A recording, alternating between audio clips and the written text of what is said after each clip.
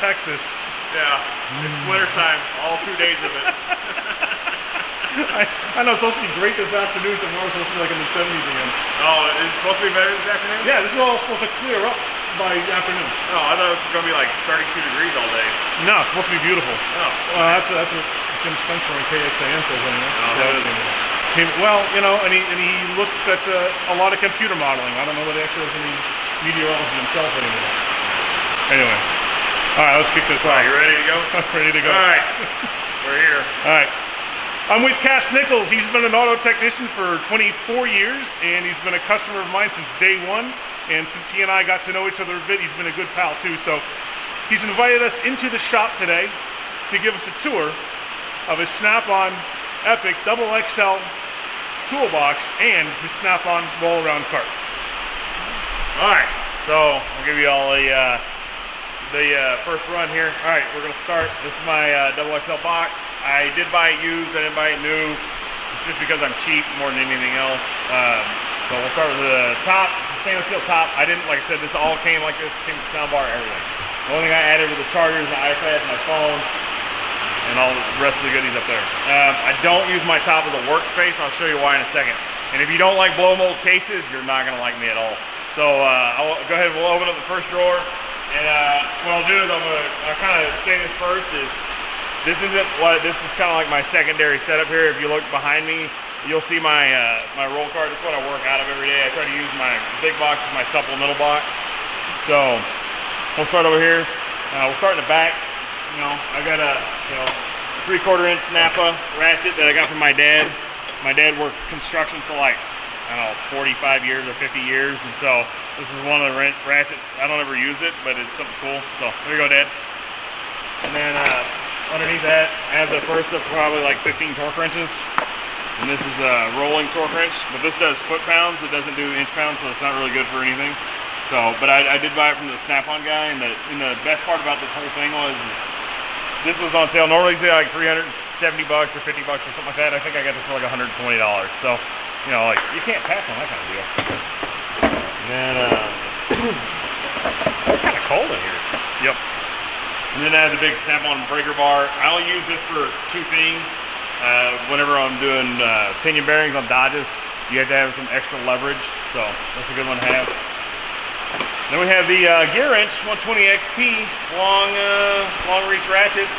And this is just kind of overflow from my ratchet drawer. The guy filming might know a little bit something about these, but I haven't used them a ton. I use them on Hondas. That's where they come in. That's where they come in handy. This is a Mac set. This is for like if you do like brake job sets. I got it from my old Mac guy before he went out of business. That would be Lindsay. It's a kind of an inside joke I'm gonna run with the whole time. It's me. Like I said, if you don't like blow mold cases, you're not gonna like my box. I like blow mold cases for two reasons. Number one, to keep your stuff organized, and the other thing is moisture mitigation. It keeps the moisture off your tools. So this is the Mac canister wrench setup here. So talk for a second about moisture mitigation. A, how important is it? And B, how do you personally take care of that so that you minimize the amount of moisture that comes in contact with your tools? All right, so that's a good question. So a lot of time, I keep a lot of stuff in the blow molds, right? And so that's one way I fight it. And then I have, let me get this kind of organized back to my right brain. So I have like a lot of these descant bags. So when you're doing like an AC job or something like that, you can get these. You can also buy these online. Uline sells them, or you can buy them from like gun shops, sell them a lot, so you can put them in your gun safe. And that's the same stuff that comes in. And like when you buy any kind of product and it has that desiccant pack in it, it's the same kind of thing. So every time I open up something that's got a desiccant pack, like if you look over here in this second row, you'll see I have these just tucked in there because this is open whenever I'm working. I shut it at night, but during the day, I can't control the amount of moisture that comes in and out. So I throw these bags in here to kind of, it gives me a fighting chance, right? Now the other thing I use, and I'll show you, I have a large stash of these in that box, but I also have them down here in this box. And I know we're kind of breaking that's all right. stride here, but so you get these whenever you buy brake rotors or some, a lot of like bearings and stuff. They come with this paper. I call it vegetable paper. I don't know what the exact name is, but it's like got this volatile organic compound. And what it does is you can lay it on top of your stuff like this. And so what happens is the humidity ends up on top of this and not on your tools. And I've been doing it I got this off the YouTube from Stephen Cox's YouTube. And man, it's a great mechanic hack. And so this is another thing I use for moisture mitigation, because these snap-on sockets right here, you can already see the surface rust on them. That's before I started using the paper. And then since I've started using the paper, what I do on a day like today, since it's raining, what we're gonna do as soon as we leave, I'm gonna sheet up the entire box. So every drawer will have vapor paper in it.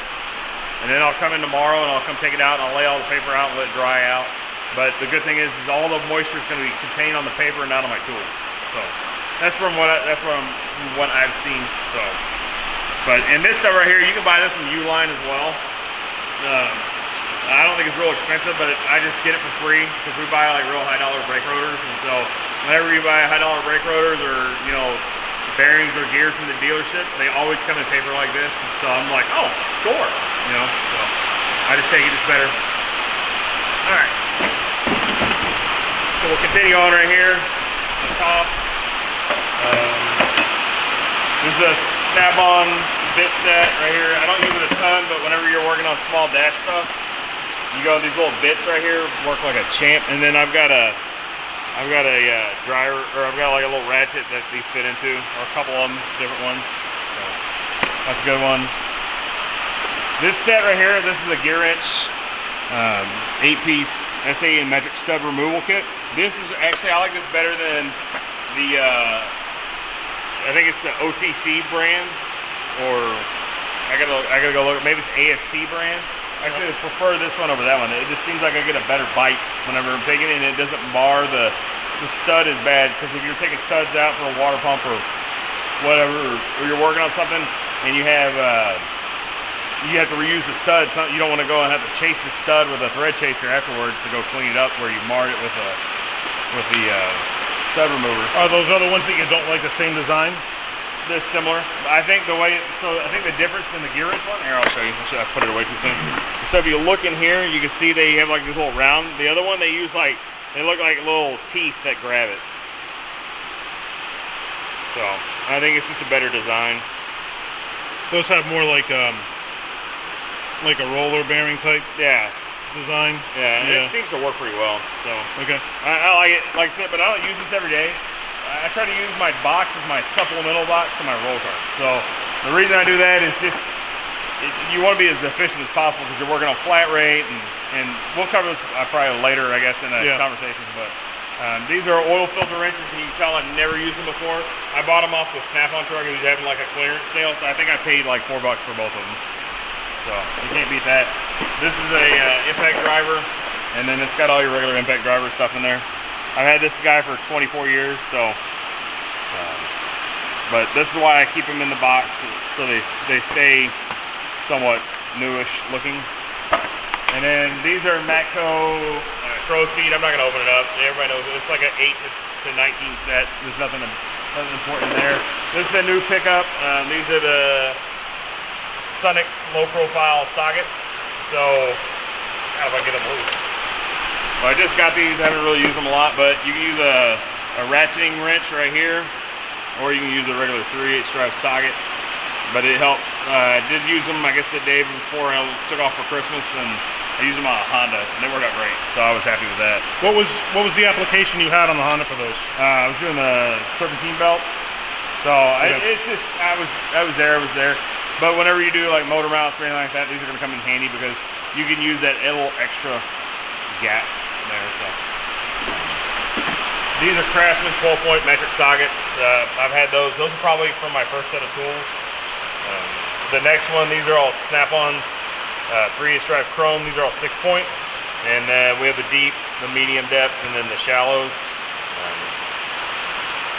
I've had I bought the medium depth. I think I bought them off of like a tool clearance sale off the Snap-on truck like 5 years ago. The other sockets I probably had for 20 plus years. And the story behind that was I used to have a lot of Craftsman stuff, like when I first started out, you know, because when you start out, you don't want to have like a ton of tools because you don't know if you're ever going to make it or not. And And so I was having trouble one day with an exhaust bolt on a Ford, small block Ford V8, and it was kind of rounding the exhaust bolt. And so the guy I worked for at the time, I was like, hey, can I borrow? He comes over, he goes, hey, why don't you borrow my snap-on socket? I go, well, if this thing takes it off, then I'll go ahead and buy a snap-on socket. Well, as you can tell about snap-on sockets. So, but then next we have the 1/4-inch drives. There's some Craftsman on here. It was a broken set whenever I got it, so I had to supplement it with Craftsman sockets. There's snap-on, there's 6 points right there, you can see. And then I have, these are kind of a broken set between Craftsman and snap-on. These are all snap-on right here in the mid-depth, and then the shallows, I think, are all snap-on as well.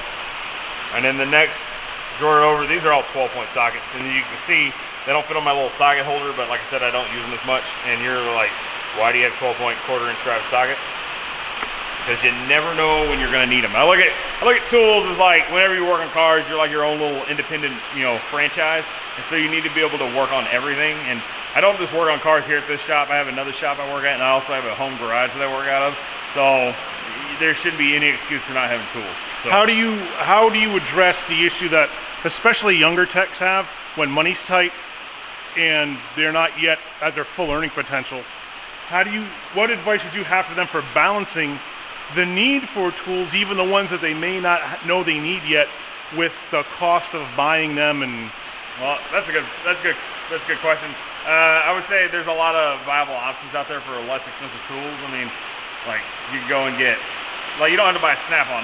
The reason I buy snap-on, I've been doing this for 24 years. I promise you, the set I started with wasn't as nice as this, and I have it at my house still. I still have my first set of tools, but a brand like Gear Wrench is a great brand to go with, or a brand like Sunix, or you can go get the Blue Point sockets. You can go get what's the Max Expert line? Expert. And then Matco, I think it's got like Silver Eagle, and then Cornwell's got Blue Power.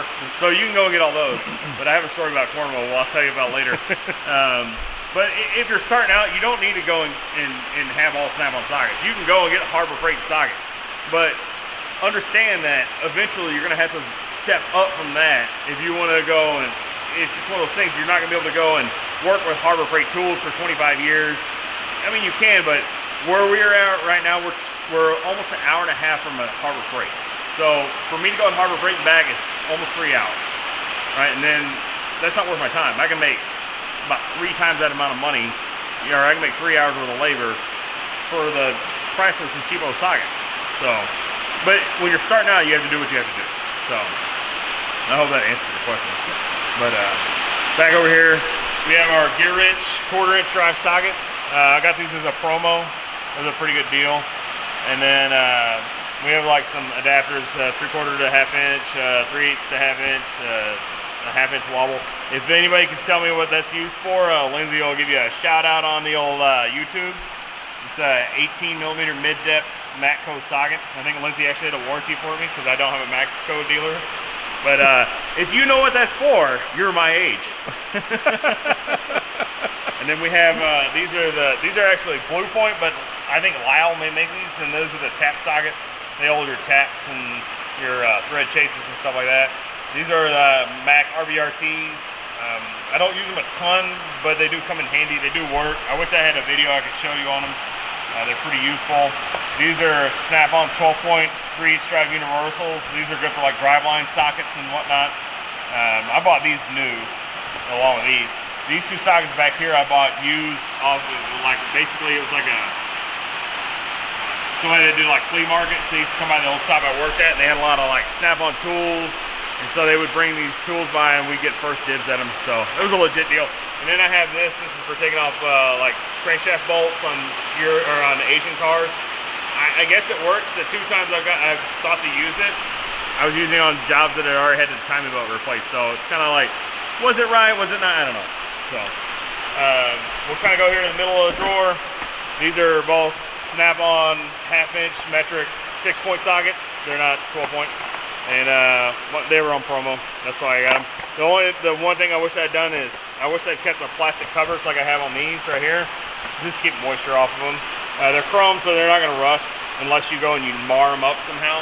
But these are snap-on, but this is a supplemental deal. I bought all these out of a broken set a few years ago, and actually in my other box I have the whole set of snap-on in there. And then these are actually Harbor Freight tools. Believe it or not, I do own some Harbor Freight tools. Yes.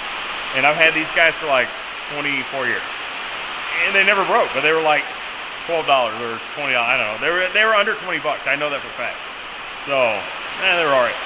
This is part of a Mac set. These are axle nut sockets. This was on a promo earlier this year. Now these are good because these are 12-point.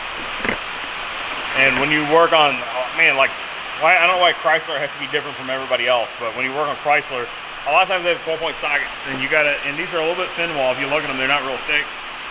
And I don't know why they had to be so difficult, but you know, it was just like, it worked out great in the Mac promo that they had it. And Lindsay, being a former Mac dealer, can tell you the Mac promos sometimes are like better than, you know, his costs, I think. So onto this right here. I never use these. I only bought it for this particular Allen key. I was working on a differential on a European car. I had to have it. So, and then these are, I think these are Expert 1/4-inch drive impact sockets. You're not gonna ever use an impact. They were part of a deal. They were like under 100 bucks for the metric and the standard set. So I thought it was a good deal. These are Mac deep Allen sockets. These work good. These work really well. I actually got these from Lindsay whenever he stopped being a Mac dealer, and he had like his Mac days of clearance. And then these are awesome. Or no, it's a Blue Point. This is a Blue Point, but I think AST makes makes these for them. It's just rebranded Blue Point. I've had those for years. They're for Toyotas. There's some snap-on axle nut sockets in here, and then there's also some Harbor Freight. It's good to have. So I guess I'll tell you this part. It's good to have a little bit of variety of sockets because not all sockets fit properly. And if you got a nut with a lot of rust on it, or you got a fastener with a lot of rust on it, or it's been marred, or it's got something wrong, sometimes it's like a Harbor Freight socket might be a little looser than a snap-on socket. So it's always good just to have a little bit of variety. So even if you're like a new tech and you start off with a Harbor Freight set, and then you start to add snap-on Cornwell, Matco, Mac, whatever, you know, SK, Sunex, it doesn't matter. Whatever brand you're adding to, keep your old stuff, don't throw it away. You know, you will need it. Sometimes it helps having a different brand of tool. I know I have a lot of snap-on stuff, and I'll get in depth in that a little bit more later, but that's, you know, kind of why. These are all snap-on right here. I've had these for, you know, 24 years. I bought them when they were still, you know, cars on the road with SAE fasteners on them. These are Harbor Freight. Most of them are, except for the rusted one. That's a snap-on. I don't use them hardly ever, so that's why they sit in this box. These are 3-inch drive. The good thing is I can always take these out and put them in my roll cart. Like, if there's a car on the lift right now that was made in the 50s, and so all the fasteners on it are SAE. So I'll just come over and I'll just grab whatever set I need, and I'll just throw it in my roll cart. That way I don't have to walk back and forth. These are my Allen for. They're not the shorts, but they're just the regular depth. This gear wrench here. This set is snap-on right here. This is 12-point snap-on right here. Some of this is Craftsman. It's a broken set. This is snap-on right. Some of it's snap-on, some of it's Craftsman. I'm not gonna go through it. It's just whenever you buy sets, sometimes you don't get like complete sockets, and that really irritates the crap out of me.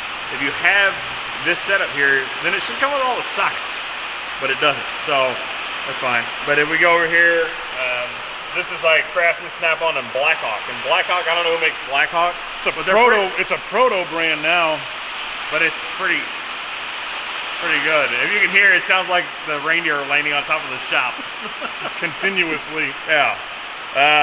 So I bought them from a parts store because the set I had didn't go to 1 inch, and I hate open spots and trays.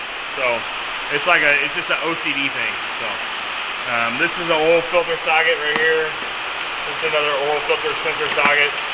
These are snap-on mid-depths. Those are all snap-ons. I got those on like a tool clearance sale. This is another like O2 sensor socket. This is a 12-point socket I found like in the road, and I got it warranty. So it's like having a new socket. Your old school, you know, Craftsman spark plug socket. I probably got that at Western Auto in like 1994. I was working on my truck. I need some sockets. And then these are all snap-on right here. I think there's like 2 Craftsman right. Oh no, I'm sorry. These are Matco. I was wrong. All right, so they're Matco. I've had these things forever. You can see, you might not be able to see the brand, but yeah, they're old Matco. I use these every once in a while. They're good on like differentials and stuff like that. You know, we do a lot of differential work, so you end up with that. These are all snap-on. You can tell by the rust. And then behind them, there's some like homemade sockets. This is for adjusting differential on a Chrysler. This is a crushed sleeve off a Chrysler that I use for a spacer. This is a Blue Point. This is for a Honda. Times like when you take the balancer off a Honda, you break the balancer bolt loose. I've never been able to use this properly, so I don't. Some more crow's feet wrenches here. And those are snap-on. I've had these forever. They just stay here. And underneath this is another going out of business sale I got from deal I got from Lindsay. And then it's just the Mac Torx Deep. I've got a couple of sets of these floating around. It's always good because if you're working on more than one thing and you're like, oh, where's this set at? I just come over here and I just grab the second set. So that's all right. We'll do that. And this is normally what my box looks like. I didn't like go any special organizational methods here. This is how I keep it. This is for me, for my OCD brain and efficiency. So that's top drawer. I'll try to speed it up to the next couple so it's not so boring. We'll go to my favorite drawer. And if this is your favorite drawer, then I don't know what's wrong with you. So, there you go. So, I just love the way wrenches look whenever they're in a toolbox. That's one of my favorite drawers. So, these back here, these are all snap-on to here. And then some of these Craftsman wrenches are out of my first set of tools I got when I was like 15. And I've had them ever since, and I use them all the time still. This is my first set of professional wrenches I ever bought whenever I started working in the shop. I bought these from the Snap-on guy, and I paid them off, I think, in 3 weeks. And I was so nervous the entire time I owned them. I'm like, oh man, this is a lot of money for wrenches. I hope I could pay for these things. And now look at what I got. You know, like, oh. These are all about used. These are all Snap-on line wrenches. I'm not old enough to own these from new. And then there's some shorter wrenches here. These are like a mid-depth wrench. As you can tell by the dust, I don't use them a lot, but it is dusty in the shop. So, I mean, it can look like this after a week of just sitting in my toolbox. This is a really dirty shop. I clean my toolbox all the time. It's like one of the OCD things that I do. Like I said, this is a broken set. These wrenches back here, these aren't actually flank drive like my other wrenches are. These are just the regular, Snap-on wrenches. But I bought these used, and it was such a good deal that I couldn't pass them up. I think I paid less than $100 for 4 wrenches. And when you get to these large wrenches, $100 for 4 wrenches is a really good deal. So, less than $25 a wrench, and it was from a legit deal. It wasn't off of like the back of a truck or anything. This is my cousin Vinny. It's all the back of his truck. Back here is a double box Snap-on wrenches. I really bought this for 2 wrenches, for the 10 and the 12, for working on the Hondas. Yeah, they work out so much. They work out so well for Hondas. That's really all the reason I bought it for. These 2 sets right here, gear wrench, and they came with the slides. I think there was a promo that Lindsay had a couple years ago. These old guys right here, I don't know where I got them from. I'm sure I acquired them along the way. But this is what I use these for, my bit driver, my little 1/4 inch bits my little bits I showed you earlier. The little driver bits. I use those. Sometimes you just gotta have an extra little hand. This is one of my gear wrench serpentine belt tools. I got a couple of them. This is a Snap-on flywheel turner tool. And the reason I have it in with my wrenches is it's a good point, because back in the day, the old shop I used to work at, my box was right next to my work bay, so I wasn't all over the shop. I just walked there. So whenever you went to go take a transmission out and you grabbed your flywheel tool and you grabbed a wrench, you didn't use the socket, you didn't have room for them. So that's why I had this in my wrench drawer. So that's how that worked out. It was more of an efficiency thing. We move over here, we have these Matco long reach wrenches, and I'm missing a couple that, they used to get borrowed a lot at the other shop I worked at, and whether they got returned or not, I don't know. But they're good for working on stuff when you need long reach, and they're real thin. Like if you look at them, they're real thin, but you don't want to use them all the time because they do not feel good in the hand. So, but I've had these. I think these are like I may have bought these before I bought the Snap-on wrenches, but I was working on like oil changes and front ends and forth. So I mean, they worked out good for what I was doing. These 2 I got like flea market. Those are good for like exhaust pieces, like EGR pipes on trucks and some other just random stuff. So And then this wrench right here, I don't know where I got it from. It's a Proto, so it's a decent wrench. I use it all the time for hydraulic lines and AC work and stuff like that. And then back here is the gear wrench, the double box with the gearbox over here. I got those from Lindsay about 2 weeks before they went on sale, so I felt real smart about it. So these are the expert metric line wrenches. For some reason, I didn't have metric line wrenches here. I have them in my other 2 setups, but I don't have them here. And so instead of this robbing Peter to pay Paul, I'm like, I'm just buy some more. And then this is the Mac Precision Torque wrenches. This is the new promo that just came out. I really like these. They're just different, so I like them. I like the offset of the head, and then you can put, you know, basically you can go on half the fastener and you'll get the same strength as the whole, using the whole box there whenever you're doing it. So like I said, they were on Mac's latest promo, and you know, I've been wanting to get these for a while. I just had to wait until the stars aligned, and I was lucky enough I got them. So. How do you like the feel of these in your hand? I always thought that the beam on these was so nice and elegant, and I always thought it was one of the best looking wrenches in the market.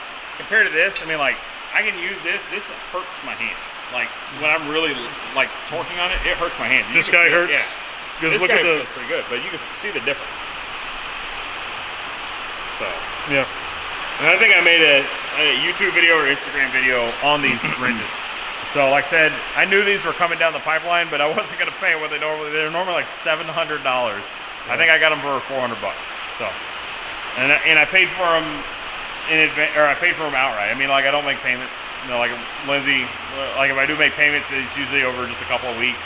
I try not to drag it out real long because I like to own everything I got. So, and then the other good thing, oops, I'll put it backwards. The other good thing is I do a lot of on-site work as well.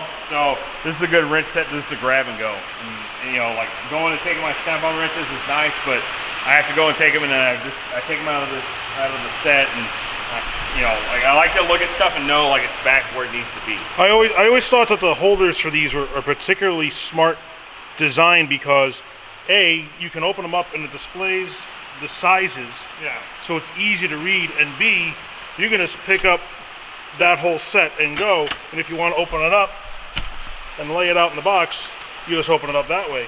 So they're particularly handy and particularly efficient. The thing that I think always bummed out a lot of the Mac dealers is Mac does not sell these holders without the wrenches, so it's not like you can just buy the holders. Otherwise, that would be really popular for any brand wrench, but they just don't make them available. Oh, so that's their little niche there. It is.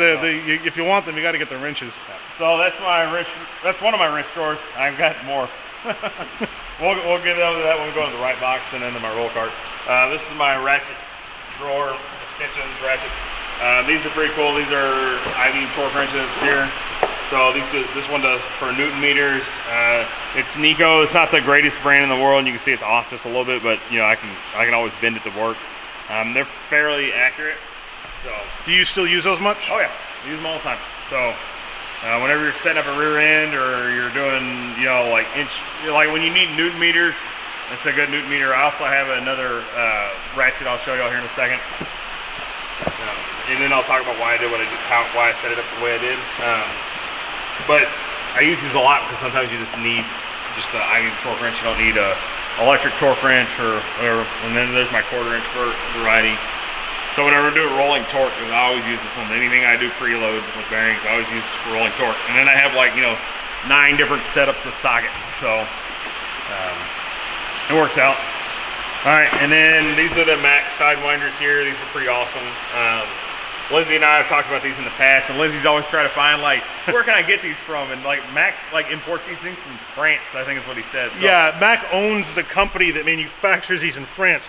So Mac is actually the one that imports them from themselves, from overseas, and they have an exclusive on them. So nobody else has this design. The only other tool like it that I know of is one from Snap-on. Oh, it's terrible.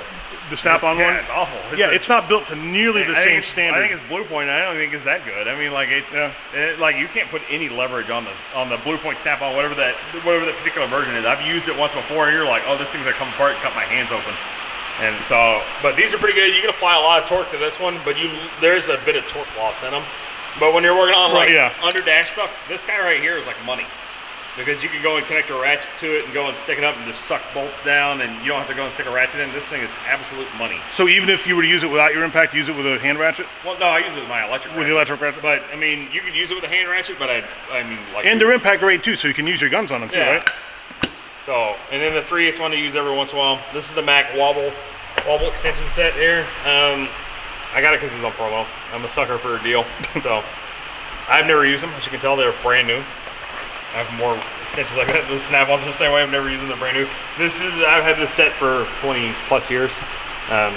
These guys are pretty nifty because whenever you're doing stuff, it's a little flexible. So it'll stick in place. You can go and flex it and use it for a driver, flexible hand driver. I got those from Mac. These are 1/2 inch drive. I probably only use these once or twice. This is another proto extension. I don't know where I got it. I bought it years ago. I may have gotten it off of we used to have an S&K truck. Another just generic snap-on ratchet. These used to be my favorite 1/4 inch drive ratchets of all time, and I own 2 of them. What do you like about them? Just the handle and the flex head, and they had a little bit more leverage than their original snap-on ratchets. And then I bought this little guy a few years ago. I've had this 1/4 inch drive snap-on right here forever. This Craftsman ratchet is probably out of my first set of tools. This extension is probably older than both of us. It's a snap-on 1/2 inch drive extension. I think I bought that out of a flea market, or a 3/4 drive. I'm sorry. It could be out of the Napa set actually. I don't know. Who knows? I don't know. This is snap-on 1/2 inch drive ratchet. I got this from a flea market. Same with this one. The good thing is these are warranted forever, and I've thought a couple times of just sending them in to have them get new ones because the chrome's coming off. This is a snap-on mini breaker bar. This is a larger breaker bar. Now I used to have a Matco breaker bar, and Lindsay can attest to this. I warranted the thing out about 25 times, and I was like, get this thing out of here. I'm like, I got a warranty the last time. I go, what do you give me trade-in on this? And he goes, what do you want? And if I recall, it sold not too long after it went on the truck. How many times did you warranty it after that? Sold to somebody with a Matco dealer. So this is my my snap-on 3/8 torque wrench, and this is pretty good because it's got a flexible head. So when you're doing torquing spark plugs, I do torque everything. When you're torquing spark plugs, guess what? This works out perfect. So it's probably time to send it in, get it warranted, or not warranted, but get it calibrated. Just regular snap-on ratchet. I don't know where I got that from. I think this might actually be a ratchet that I bought destroyed, and then I took and got warranty. Like I bought it. Somebody I think I paid $1 for it, or like something goofy like that. This is the snap-on. This is like one of those multi-directional ones. I've used it a couple times for O2 sensors. It just works out just the way you can articulate the head. So just something that you need, kind of a little bit of everything. So, and then these are the little bit drivers I was talking about. These things are sweet. I mean, like, these are like, this is a locking flex head. That's a regular, just a fixed ratchet. And they're real smooth, and they got, I feel like they have a lot of teeth on them because it's like real fine, you have real fine movements. So when you do a lot of I do a lot of underdash work. So when you do a lot of underdash work, those work out pretty good. So that, between those and the sidewinders and a couple other things I have, it makes life a lot easier. All right, next drawer. I hope y'all like pliers. Who doesn't like a drawer full of pliers? Yeah. So, just to go through, we just go through it quickly. This is all out of a Mac set right here, except for these little snap-ons right here. I don't like them. I don't dislike them. They're just pliers. They're there what they're there for. There's no, like, if I could find something better, I would probably own them, but those fit the bill, right? So, and these are the angled ones. They're good for like whenever you have to whenever you're trying to fight hose clamps. When you're doing like heater core or something like that. They're good for that. This came in set too. I use that when I work on trailers. I don't know why. I always grab it whenever I'm doing counter pins on trailers. It's funny. This is a Mac spark plug socket puller. You can tell the spring's missing. This is for CB boot clamps. These are pinch tools from Mac. I think they were on promos when I got them. This is probably a snap-on one. This is a OTC. No, it's not OTC. This might be a Blue Point actually. Let's see. I can't remember. I bought this off the Snap-on truck. He was having a tool giveaway, basically. You buy one, get 25 for free, or something. I don't know what it was. But he was like, get the stuff off my truck. And I go, what do you want for the spanner wrench? And he was like, wow, like $5 or $10. Oh, sold. And then this is a, I don't know what brand this is. This might be a Snap. Oh, it's a Blue Point fixed or adjustable jaw pliers. This is the Epiq. This is the Cobra. Yes, that's the Cobra because it has the fine teeth in the adjustment. But it's branded Matco. So you know how long I've had that? Probably in the 20+ year range. Yeah, because Epiq will co-brand their products with Mac and Matco and some other brands too. So you'll see both names oftentimes on the tool. And a newsflash for those who don't know, Matco only makes toolboxes. Yeah, that's the only manufacturing capacity. They outsource everything else, or they do make a one hell of a nice toolbox. Oh, and they make them here in the U.S., which is great. So anything that's made in the U.S., I'm all for. I mean, I'm not against buying stuff from overseas, obviously. Right, yeah. Well, but if I can go and support my country, then I'm going to. So these are oil filter pliers. I haven't used these in probably 15 years. So, and these are some Snap-on pliers. These are Mayhew, and Lindsay will tell you I love Mayhew. Everything Mayhew. So these are the best pair of hose clamp pliers out there, and nobody likes to carry them because they're expensive, but I'd rather pay $220 and I've only had to repair it once. My Snap-on ones I was repairing once a year. So, and then I eventually had to replace them because Blue Point and Snap-on didn't honor the warranty on them after a certain point. They were like, oh, these aren't going to be under our warranty program or something. It was something. Yeah, some companies don't cover the cable. They consider that a user replaceable part. They'll cover the plier handles, but that's about, it depends on what brand it is and what their policy is and the warranty. Yeah, it's just one of those things where I pay all that money, warranty the damn tool. Some more spark plug boot sockets, or boot pliers. Sorry, sockets. We got sockets on the brain. This is for flaring or for bending brake line. I use that a lot actually. This is my least favorite tool. It marred up more drawers than anything else. That's why it's at the back of this one. This is a chain pipe cutter. It's a Blue Point side cutters or cutting dikes, whatever you want to call them. I don't hardly ever use them. I bought them. I don't know why I bought them. These are crimpers and strippers. This has got the angled crimp. It works good when you're working on some junky trailer that they just want to patch together. They don't want to solder the connections. So these are all my strippers and everything. And these are like, for those plastic rivets you just use to pull it. So I don't use them a lot because they're kind of awkward using. Or awkward. They're not really user friendly. All right, this next one, we're gonna go snap rings and vice grips. So these are all Snap-on snap ring pliers over here, and I've had these for ever. I've had these for a while. I bought these Max on promo, and I bought these gear wrench ones on promo as well. These gear wrench ones are gonna work out perfect. That might be your most recent purchase. Yes. Well, those are the Max probably. But you can see when you squeeze it, they're the double jointed ones, and so they open whenever you squeeze. And then the other variety, they open whenever you open them, and then they close. But they're double jointed, so you can get deep on deep snap rings. You don't have to use picks, and then they come with a variety of little adapters. Yeah, because the thing with the double jointed ones, and it's not just snap ring pliers, but I know Gear Wrench and other companies have double jointed needle nose pliers, and the idea here is you can see how wide the jaws open relative to the handles so that you can get this in much farther before you run out of room to open up your tool, because the jaws open up wider than the jointed areas. So that gives you another at least 6 or 8 inches at least. Because on a lot of 1-ton trucks, whenever you're working on like the rear hubs, the bearings are captured in the back, and so you have to reach in there, and it's got a snap ring, and so you have to go in and physically close the snap ring. It's a huge pain if you can't get in there, and with like this will reduce a ton of time. So, and then these are off Mac promo, and these are smooth. I'll get Lindsay to feel how smooth those are, but they are really smooth.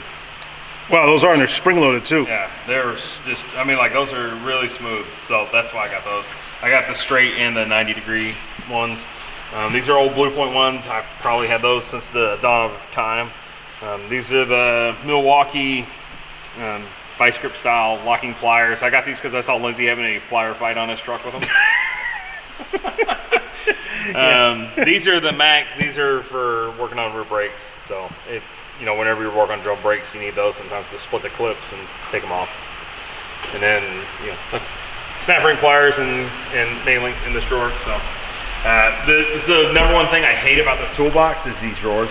I wish these drawers were deep, but they're not. So that's why I have the pliers arranged like I do. Somebody will probably knock me for how I have it arranged, but I really don't care. No, because the only other buy the box, you can, the only other alternative for pliers is the problem with pliers is that they're very wide because the handles spread. So you can't put them vertically unless you use up a deep drawer and get a vertical organizer. So you wind up, it's really a deal with the devil with pliers, because either you're using up all your horizontal drawer space, or you're using a deep drawer where you'd want to normally reserve it for your deep sockets and stuff, so you can stand them up too. So there isn't a perfect solution for it, which is why storage space becomes a premium, because you can price out every drawer in a toolbox and know what it costs per square inch. And like I said earlier, it's all about efficiency. So it goes from top to bottom, like most use to least use. So I'm not using snap ring pliers all the time. I do use them a lot, but not to warrant going into the top drawer. And I definitely wouldn't eat a drawer of this size with pliers. I mean, I'd feel like a doofus for doing it. So. The only upside is you save a tremendous amount of horizontal drawer space if you can stand your pliers up. Yeah. So it's a give and take. It does fill out these flat drawers perfectly. Oh, it does. It looks beautiful too. So the next drawer I'll show you is an extension of my socket drawer. It's got a lot of my larger sockets. These are probably some Chinese-made something, or I don't know who makes these, but they go from kind of large to really large. I don't know what the size of them. I don't know. But I've had these for a while. These are good for all kinds of stuff. I try not to use them as tools for the press, because the last shop I worked at, one of the guys that worked there, his sockets were basically his drifts, and he used them in the press all the time, and they're all beat up, and he's constantly over there repairing them. I try not to do that with these. Every once in a while you have to. It's just the way it is. I think I have one of these over here. Got used that way. These are axle nut sockets. These are axle nut sockets. We live kind of in the middle of nowhere-ish. We live on the outskirts of Afghanistan, and so we can work on a lot of trucks and tractors and stuff like that. So it's always good to have those. This is a gear wrench set right here. It's got like Allens and Torques and all kinds of fun stuff. I don't know where I bought this or how long I've had it, and you can tell that I don't use it a ton.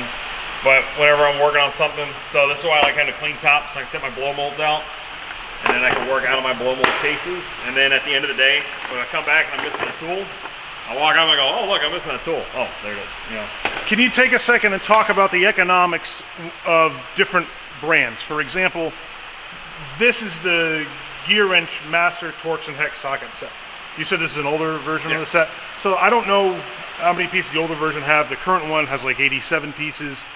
You can compare it to the Blue Point one from Snap-on that has like 89 pieces, but they're extremely similar with a couple of exceptions. I would say the quality is the same, but the biggest difference is the cost. I mean, like the gear wrench is like way less. Right, because he just came up with new pricing. Right now, in fact, I in my flyer drop video that's coming out for Q1 of 2021, I was comparing the pricing, because gear wrench dropped the price. Their master set now is $180. Yeah. The Blue Point one is $399. Yeah. So talk for a minute, if you would, about, especially with a fairly generic tool like a Torques and hex socket set, where these aren't proprietary standards. These are just a generic standard that's used in the industry. What do you find when you compare brands and pricing with something like gear wrench to Blue Point or Snap-on? So like the thing is, all right, so the pricing, like these are less expensive. This guy right here probably costs more than this whole set. This set here? Yeah, this is probably closer to $200. So this has seven hex sockets. I think this goes fairly large. It goes to what, 19? Yeah. Yeah. So it goes to 19. So it's got a couple of jumbo sizes in it. It's like the spice of life type thing, right? I mean, like you have to have some variety in your tools, because you're gonna run into stuff like this fastener right here. Like if you're working on a Chrysler, you know exactly what this is used for. So, and they are kind of rusted because this kit used to sit open, and then whenever I kind of wised up to what was going on with my tool set, then I started closing it up. And one day I may put like a little drop of oil in here, but yeah. Now this has a 19 in it. Yeah. So this, but it's all about depths and distances. Yeah. So sometimes you need a taller. That's a longer one. You need a longer one because you've got to cover more area. You don't want to use like a 12-inch extension with a half-inch, drive socket and you're putting a ton of leverage on it, because you will go and round the fastener out. I mean, like, if I have my half-inch ratchet on here, and I'll just give you a little demonstration. Like, if we have this guy on here like this, I'm not gonna put a lot of side force on here while I'm like leaning into it to turn it, right? But if I go and I add a, you know, a 8 to 12 inch extension, whenever I put that on there like that, that is a lot of leverage that's going on the side of the inside of the fastener, and it's gonna round it out, like without a doubt.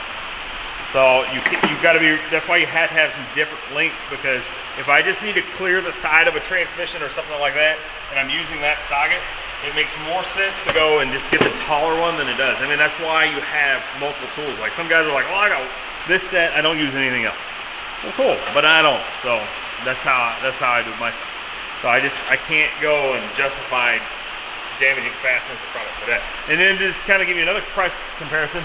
This RVRT set right here, that was probably close to $200 as well. I mean, this is right when the RVRT first came out, so those are really expensive, right? So if you're starting out and you need a good starter set, this is good, because this is all warranted, and if you buy them from Lindsay will warranty them out. I don't use these a lot, but they're there if I need them. This is one of those things, you just gotta have a little bit different variety. The other thing I like is these little guys right here, they're already fixed into the body, so you can put them on a 1/4 inch drive, ratchet socket, whatever, and under dashboard. I mean, all day long, because they're the tamper sockets. So whenever you're working on, you do a lot of underdash stuff when you get into, like, you know, whatever underdash. I mean, like, you use those a ton. So I mean, you just got to have different varieties. I hope I answered your question. Kind of. But I don't use it a ton, but I do use it. But like I said, if you follow my drawer, you'll see the levels of importance. You know, like what goes from most used to least used. This is a Mac like O2 or O2 wrench or O2 socket. I'm not gonna open up these ASTs because everybody knows what a triple square looks like. I have a couple different sets of triple squares. I like these Mac ones, mainly because I bought them on promo, but also they're a little bit more shallow than the taller ones. So they're triple squares. The ASTs are triple squares. I have some, I'll open it up. We're here, I'm in Rome. So there's a little bit different variety in there. And then you can see there's some loose ones, and then there's some deeper ones. When you work on European cars, you gotta have this. You got the links. It's all about the distances. Like I was saying with the extensions, you work on Volvos or Volkswagens, you have to have triple squares. You cannot work on them without them. And the big difference between these is these are not a regular 12-point socket. Those have actually, it's like 3 squares offset. I mean, right. So every point is 90 degrees. Yeah. That you don't see on a regular 12-point. Yeah, but I mean, you can't use a 12-point. It has to be a triple square. Yeah, and usually VWs and Audis are big with those fasteners. And then we have the Mac. I think I got these from Lindsay when he was still the Mac guy. You know. So you have a thread chaser, which comes in handy. I use this a lot. Just different depths. It just depends on what you need. There's no one particular one that you know, it just kind of fits the job. There's some half-inch drive ones. So if you need to use a half-inch drive ratchet to go and bust all that stuff loose, you got the half-inch drive ratchet. Like I said, there's no one particular socket that's better than the other. It's all by application. So I can get it to sit back in here without ripping the tabs off. Oh, no. There we go. This is a new purchase, the newest purchase. This is the gear wrench, 3/8 drive electric torque wrench. And this thing is pretty sweet. If I can open up the box. I can't. Maybe I did. It's cold in here. My fingers are cold. I need another Lindsay purchase to open the Lindsay purchase. I don't know why I can't accomplish this today. This one popped out this time. There we go. Alright. So it's probably gonna have all the paperwork with it still. I'm still getting used to it. It's not that it's not. And then I put the deskant bag in there too. I don't think it came with it, but this one is something pretty cool. On this one, I found though is you can pre-program your torque into the ratchet. So like if you're gonna torque 15, or not 15 things, but you're gonna torque 4 different things. I can set it up. You can set 4 different torques. You can go from torquing it to newton meters to inch pounds to foot pounds. It's a good tool, and it's a flex head. And this one has a 120 XP ratcheting mechanism, so it's a finer tooth, and it has angle. Yeah, and that's why I got it. And then because I didn't have a 3/8 version, and when I wanted to do angle, I either had to guess the angle or I had to get out my 1/2 inch snap on, and I'll get this guy out. And you'll notice I don't keep batteries in this guy because I don't want to damage it, because this one will get damaged. So I think I've had to send it in one time to get it fixed, like right after I got it, because the battery leaked in here, and then I had this problem whenever I torque it. It was like the handle was real flexible and it didn't feel right, and it wasn't torquing everything properly. So, but I use this every once in a while. I don't use it a ton, but it's always good to have, because whenever you're torquing head bolts, you have to have it. And I could probably use the 3/8, but whenever you're putting like 90 degrees on a head bolt, sometimes you're gonna have the leverage. So you have to have both. So that's why I got that. That's about all I got to say about that. Down here is pullers. These are power steering pump pullers. That's for a race puller. This is a harmonic balancer installer. This works out good. You got to have a couple different varieties. This is a balancer installer. I think I bought. This is a Mac. I don't know who makes it. It's probably Lyle, but it's Mac branded. Who makes it? I think OTC might make these. I don't know, but it says I got it from Lindsay when he was the Mac dealer. The cool thing is you can go and pull and install balancers. These will actually screw into the end of the crankshaft instead of always like pressing or trying to hammer it back on. It's just another way to install something without. It's using the right tool for the job. If you read enough service manuals, you'll always see they say never install a balancer with a hammer, because the crankshaft has thrust bearings on it. You can damage the thrust bearing by whacking the end of the crankshaft. So that's why they have you use installers. So that's why I have the installers. And you can tell I use this a lot. Not as much as I use the rest of the stuff, but it's in the order of operation. So this is for the GM low profile pulleys. I don't use it a ton, but I do use parts out of it every once in a while. These little guys right here come in handy sometimes when you're pulling balancers, long reach balancers. So, and then this is just a bolt kit that this is my snap-on puller right here. And this is like, this is the first puller I ever bought. So I'm pretty proud of it, because, you know, I was able to afford it, paid off right away, and I was happy about it. So I use this a lot. These are supplemental bolts for it. These are bolts that they don't come in the kit that you need for different jobs. This is a Mac low profile balancer puller. This works out great. Something we'll talk about is these ABM tools. These are like the cheapest tool, let's say economical tools out there. So you can go buy this. This is to hold a water pump a water pump gear on a like a 2.2 Ecotech engine, and I think I paid like 17 bucks for it.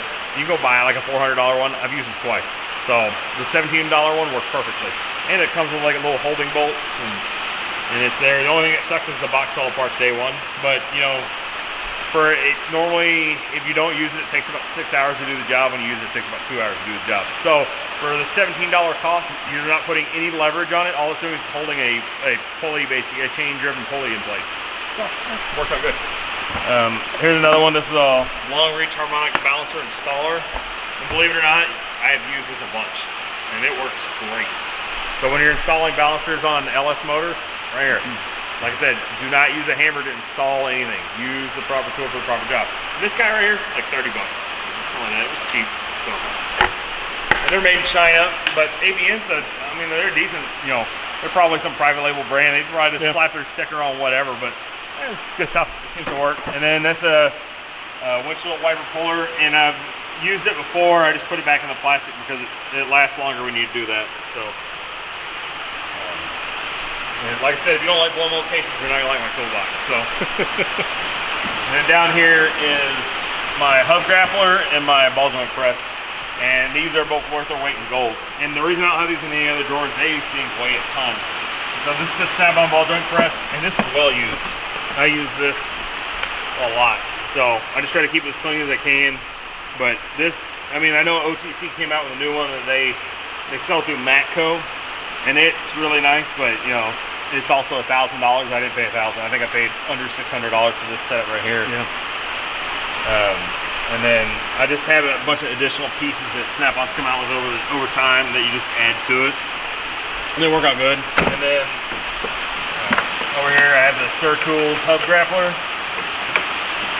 and until you ever use a hub grappler, you never know what you've needed it. So this is to pull wheel bearings with, basically. Take hubs apart, and it works. I mean, like, it does about 95% of all hubs and bearings, so it beats using a press or a hammer or whatever. I mean, it just works out. It's a job that makes your job a lot easier, or it's a tool that makes your job a lot easier, so it's like a no-brainer to own. But, and then I've just got some additional parts, stuff that just makes it a little easier to use, a little faster to use. You can use this one with an impact, or you can use it with a ratchet, either way. I know OTC, they have one that's not where you can't use the impact with it. They won't, you know, it won't hold up. This one you can use the impact, but you have to be real.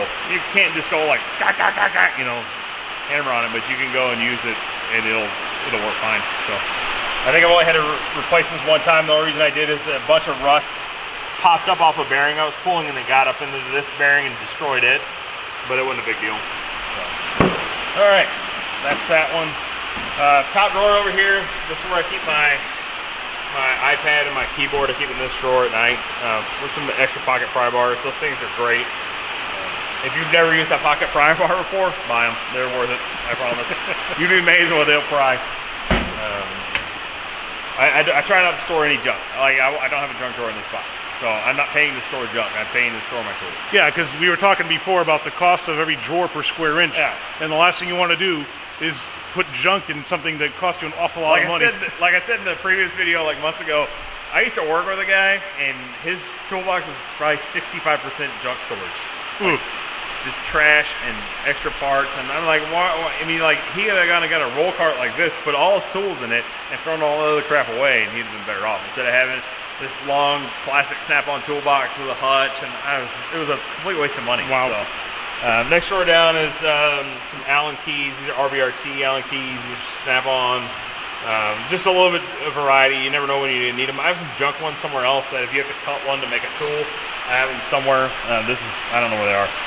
This is for drum brakes. These are all drum brake tools right here. This is for like Ford, some Dodges. It's a brake spoon. This is for the little round springs. This is for Toyota, for on the rear brakes, take them apart. That's the install springs. That's for GM rear brakes. I use this quite a bit. That's level with my dad's. He left it in my toolbox. I never use it. This is an install valve core tool, so if I'm working on my four-wheeler side-by-side, I put new valve systems in it. This is for tuning carburetor. It's a little tiny tape measure. I like it because it fits in the drawer. Over here, this is a homemade tool. This is for priming, most SPC oil pumps. You know, it's got a dry around there, so I can prime the oil system on a vehicle before spinning the engine over. This old Snap-on flashlight, it fits in there. That's where it stays. There's some radio keys there and some grenade pins, little clips for Ford clutch slave cylinders there and some Dodges. There's some extra magnets. They just kind of keep order back here. A file, a rasp, set up some more files, you know, just standard stuff. I mean, I don't have a ton of files, but I'm glad I don't have to use them all the time. So if you had to use files all the time, I probably don't have what you need, but you know, I don't have to use them all the time. I'm kind of lucky like that. The next drawer down is not very good. It's just micrometers, and they're not super high dollar. I just have what I have. So I have some more feeler gauges at the fishing shop. So I'm working on a project right now that I have them out there. This is for miking drums and some bigger stuff. This is I think this is a Nico branded one. Nico actually, when you look up in 2019, Nico, when you look at 2019 electric dial calipers, they were in the top 5, and they were also the least expensive. So they were up there with the rest of the brands. Now, if I worked in a machine shop, I'd probably have like a way more expensive set of dial calipers, but I don't. I work in a regular automotive shop, and I'd feel pretty dumb if I destroyed my $1,000 dial caliper checking, you know, brake rotors on a Honda. So, and then this is a True Boost straight edge. So I had that. This is a dial caliper. I got it at another shop I worked at, and it actually works pretty accurate. So, like I said, I'm missing some feeler gauges. They're just at the efficiency shop right now. I got another project going on. The next drawer, money drawer. Boom! This is where I keep my scanner. It's just a regular Modus Ultra, 95th edition, so you can age it. And I have some OBD1 connectors in there right now. Keep the leads for the scope in there. Over here, these are OBD1 connectors for, you know, Asian, domestic, European, stuff like that. There's some old European keys in there. There's some Mercedes and BMW connectors.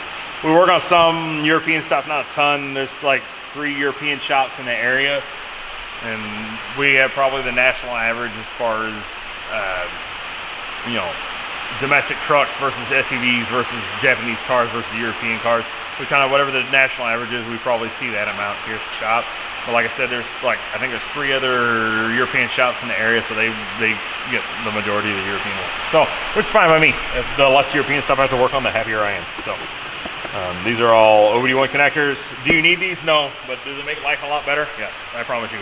Last week I worked on an 87 Chevy pickup that I had to use the old GM1 OBD1 connector to figure out the problem with it. Because the OBD2 standard came out in 96? Well, okay, it depends on what you're working on. If it's in a Corvette or a Cadillac or something like that, it's like 94. Okay. But it started phasing in around that time, but it got big in 95, and then 96 this is the standard. So, and they all have to be located in the same spot, unless you're Acura, and then you hide it somewhere else, and I don't know how you got away with it. So. But that was like that was a standard to sell in the United States. Down here, this is my power drawer, minus the power. So you see I have more vapor mitigation in here. I'll kind of run through it real fast. This is the snap-on long barrel pneumatic impact, or pneumatic air hammer. And the key to any air tool is the fitting. If you use the low, these are the Wilton high flow fittings. If you use a smaller fitting, your tool's only gonna work at about 60%. If you use the high flow fittings, you get 100% out of the tool. I actually dial this down. It works so well. So I don't use it at full power most times because it'll destroy the bits. So what do you run for PSI? What are the shop area? I think it's like 120 PSI, something like that. So do you put a regulator on, or do you always run it whatever the shop compressor is set for? Well, I regulate it down right here. So it's got a dial on it. Okay. But as far as air tool goes, I only use probably 3 things out of here that works off air most times. Well, until somebody comes out with a cordless version of an air hammer, yeah, you know, that doesn't. That's what we got. Like the lithium battery didn't explode and burn you really right. bad whenever it happened. So, and then I got this. I used to hang the long barrel ratchet off it, but it makes it, or the chisel on that, but it makes it incredibly painful to get off. That's my snap-on half-inch drive impact. I don't ever use it, but it's got a high flow fitting on it. This is a IR 3/8 impact. I haven't used it in years, but I feel like if I took it out of the box, I might need it. These are Blue Point. There's a cutoff wheel. This is a die grinder right here. I just have them set up. I have some more die grinders with some different pieces at the Fitzy shop right now. So I just kind of have a variety of stuff that you can put on there. Until they make here's an idea for any tool manufacturer. If you could make a quick release die grinder that you could put multiple pieces on there, instead of having 10 die grinders, you could have one idea. So if I never thought about, why don't they put a hex shank with a quick connect? Or you know, have like a quick connect collet that you pull down, or you like, open and it opens the teeth, and then the collet spring loads back down and it holds the piece on. Like an impact driver does. Yeah, shocker. I don't know. I'm sure there's a reason, but I don't know what that might be. Oh, because it'd be too efficient. Unless they want, I don't know. Would you ever? Would I buy one? No, I think everybody seriously. would. I'm wondering if there's a reason why they want the shaft on a Berta slip. I don't know. Maybe because it's such high RPM? Because it'd be way higher RPM than an impact drive. I don't know. I've never thought about this. 2021. I think we could come up. I think we could come up. You know what? And if it was $100 more, I'd still pay for it. Newsflash. This is a brand new thought. I never thought about this before. Yeah. I don't know. So, you know, instead of having 50 different ones, if I could have 1 or 2, it'd be great. Yeah. And then I could just have quick change where I could have it set up in my toolbox. You could sell all kinds of accessories and holders and organizers. It's a whole other market of tools. Yeah. Think about it. Yeah. All right, so back into my drawer. I've had this right angle die grinder for probably 20 plus years. This is Snap-on 14.4 Sawzall. It kind of sucks, but I still use it just occasionally. I don't do as much exhaust work at this shop as I did at my last shop. This is a high-vis snap-on focusing light. This is kind of like my backup. I keep it in the box. Like I said, if you don't like boxes or bullet mold cases, you're not gonna like me. This keeps it looking new, and that way I don't have to worry about it getting damaged. I don't have to worry about moisture getting on it, X, Y, and Z. This snap-on light right here, this is another 14.4 light, and I have the magnet on it. This has got the focusing beam, and I'll kind of show y'all real quick. So we'll kick it on, and I'll go out to flood and then down to focus. So I use this for under dash work only. I don't use it under the hood because I don't want it to get real dirty. So, and then it's got a couple different settings on it. It's a little bit newer version. I'll show you my other snap-on light in a minute. And then this is my 1/4-inch drive mag drill. The only thing I use this for is my drill pump. Whenever I run my drill pump to put fluids in or out, or you know, the pump training fluid in, or you know, differential fluid in, like whenever you're doing like a modern transmission, have a dipstick tube. You have to have something instead of using like a new, like the pressurized pump that you push up there. You can use a drill pump. This works off shop air. It's consistent. It never dies down. It never falls off. I'll show you the setup here in a second. Got the high flow Wilton fitting on there, which makes the world of difference on it. But it's just a consistent. It's a consistent drill. If I use electric drill, they get hot and they shut down real fast whenever you're pumping like a large amount of fluid or really like viscous fluid. I guess that's the word you use, but this works great because it's always consistent. It never slows down. So I think I got this whenever I bought a Toolbox, like back in the late 90s. I think they sold this. This was like part of the deal. Like you got like a couple of grand worth of tools. I think this was one of them. So it's a Milwaukee CT761. This is all up for under dash. That's all I use it for. I know it seems kind of frivolous, but it doesn't get dirty. And when you're working in cars, you can't go and have like crapped out tools, and you can't get customer's car dirty. Some of the newer cars, their carpet is really expensive and it's really hard to clean. So you gotta have clean tools. So this is, I don't use this for in-car under dash, you know, but it works out. It's powerful. I got the mag base on there, and the reason I have the mag base is so if I'm working on like a dash, what I do is I come over here and I can pop all this stuff on the bottom of my roll cart, and then when I'm down on my knee working, I just reach over and I just grab it. So it's a little hack there I got for you. So put those back. This little 14.4 drill, this little guy right here is great. I use this all the time. I use it more than I use my Milwaukee drill. I sold my snap-on one because I never use it. So. But as far as electric drill, but this 14.4 works great. I use it for drivers sometimes too, as a driver sometimes too. I got this little right angle guy right here. It works pretty good. I like it. But you know, it's like every other one. They all get hot and they get thermal locked, and you know, you can go and use a new battery, but it lasts like 10 seconds longer. But they all just get hot and they just thermally lock you out. So you just gotta be light when you're using it. That's why I like using the air, because the air, I'm gonna abuse the snot out of this guy right here. And as long as I have air pressure going to it, because I oil them every day, they don't freeze up. They work fine. So this is my snap-on 18-volt half-inch driver. I mainly just take tires off with. I know it sounds kind of frivolous, but this is like, if I had to equate this to something, this is like the mid-torque Milwaukee. This is about how I would say this is. You can put wheels on, but it doesn't over-torque anything, which is good. Because I had the high-torque Milwaukee Impact, and it would snap lug nuts off if I lit it. You know, like this thing, it'll absolutely eat. This is like the mid-torque. I like using it just because it's got enough torque to back the lug nuts off, and you can put them on, and then I use it for other stuff that you need a half-inch for. But you know, it's not my most used tool in the shop, but it does get used a lot. There's some extra batteries. I keep all my batteries in here.